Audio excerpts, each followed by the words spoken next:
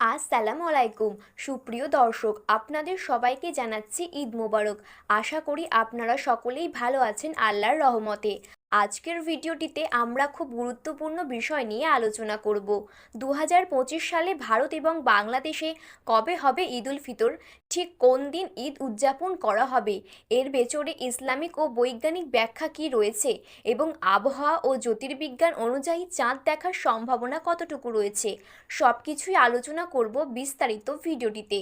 তাই আজকের ভিডিওটি অবশ্যই আপনারা সম্পূর্ণ মনোযোগ সহকারে দেখবেন, কারণ এই ভিডিওটিতে আপনারা পেয়ে যাবেন ঈদের সঠিক পূর্বাভাস এবং কিছু গুরুত্বপূর্ণ বার্তা। ভিডিওটি শুরু করার আগে আপনাদের সকলের কাছে ছোট্ট একটি অনুরোধ থাকবে, বিশ্বের সমস্ত মুসলিম ভাই বোনদেরকে ঈদের যদি শুভেচ্ছা বার্তা জানাতে চান তাহলে অবশ্যই আমাদের ভিডিওর কমেন্ট বক্সে ঈদ মোবারক লিখে জানাবেন। আর ভিডিওটি ভালো লাগলে আমাদের ইউটিউব চ্যানেলটি সাবস্ক্রাইব করে পাশে থাকা বেল বাটনটি অল করে রেখে দেবেন। তাহলে চলুন বন্ধুরা, আজকের ভিডিওটি শুরু করা যাক। রমজানের 1 মাস রোজা পালন শেষে এই দিনটি আসে পুরস্কার, কৃতজ্ঞতা এবং আনন্দের বার্তা নিয়ে। পবিত্র কুরআনে বলা হয়েছে, রোজা রাখার মাধ্যমে মানুষ আত্মশুদ্ধি লাভ করে এবং ঈদের দিন আল্লাহ কিন্তু তার সমস্ত বান্দাদেরকে ক্ষমা করে দেন। ঈদ উল ফিতরের তারিখ কিন্তু নির্দিষ্ট কোনো ক্যালেন্ডারে লেখা থাকে না, এর নির্ভরতা পুরোপুরি চাঁদ দেখার উপর। প্রতি বছর রমজানের 29তম রাতে মুসলিম বিশ্বে বিভিন্ন জায়গায় কিন্তু চাঁদ দেখার চেষ্টা করা হয়।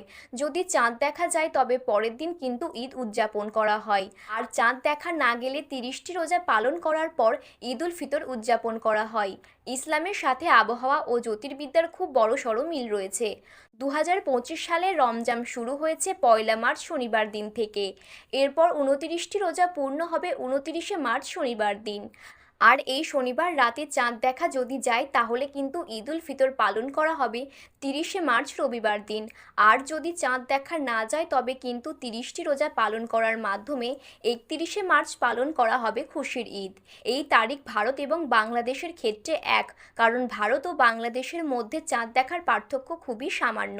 বাংলাদেশের আবহাওয়া অধিদপ্তর চাঁদ দেখার বিষয়ে জানিয়েছেন, 2025 সালের মার্চ মাসের শেষে গ্রীষ্মের প্রাথমিক আবহাওয়া শুরু হয়ে যায়।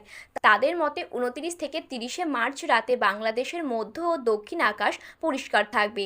চট্টগ্রাম, কক্সবাজার, বরিশাল, খুলনা, পাবনা, ঢাকা এইসব অঞ্চলের আকাশ পরিষ্কার থাকার সম্ভাবনা রয়েছে 80%। তবে রংপুর ও সিলেট অঞ্চলের আকাশ কিন্তু আংশিক মেঘলা থাকতে পারে। সবশেষে বলা যেতে পারে বাংলাদেশের চাঁদ দেখার সম্ভাবনা খুবই উজ্জ্বল।